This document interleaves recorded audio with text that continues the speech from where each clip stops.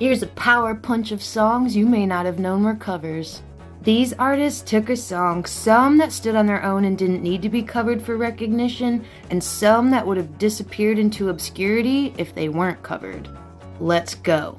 1. Cyndi Lauper's Girls Just Wanna Have Fun. Originally written and performed by Robert Hazard, he wrote it coming from a male perspective, and his friend and producer brought the song to Cyndi as a pop song where she changed some of the lyrics, put it on her debut album, and it became a hit of the 80s. 2.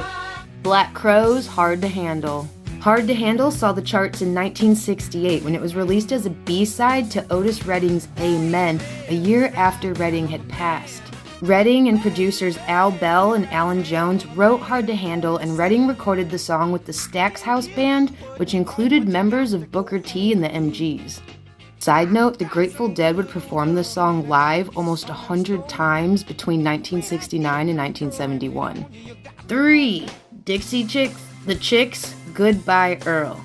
Goodbye Earl was written by Nashville songwriter Dennis Lindy, who also wrote Elvis's Burning Love. A Waco, Texas band called Sons of the Desert would play the song live and recorded Goodbye Earl for their second album they planned to release but didn't. The Chicks came across the tune and released it as a single, and it became one of their biggest songs. 4. Eric Clapton's After Midnight and Cocaine. Clapton was introduced to J.J. Cale's music when he was working with Delaney and Bonnie Bramlett, and that led him to covering several of J.J. Cale's songs. Cale had recorded After Midnight in 1966. J.J. Cale was unaware initially that After Midnight was covered by Clapton until he heard it on the radio in 1970, and he was not mad about this because at the time, he was a struggling musician in his 30s, making barely enough to eat.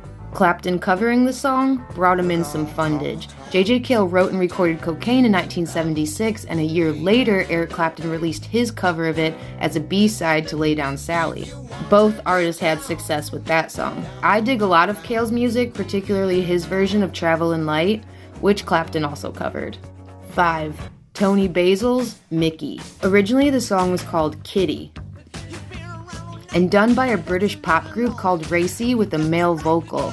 Tony added a big catchy addition with the "Oh Mickey, you're so fine" chant. For some reason, she took some criticism when a rock critic claimed the song was obscene and about butt stuff because of the "any way you want it, I'll take it like a man" line, which she claims is ridiculous.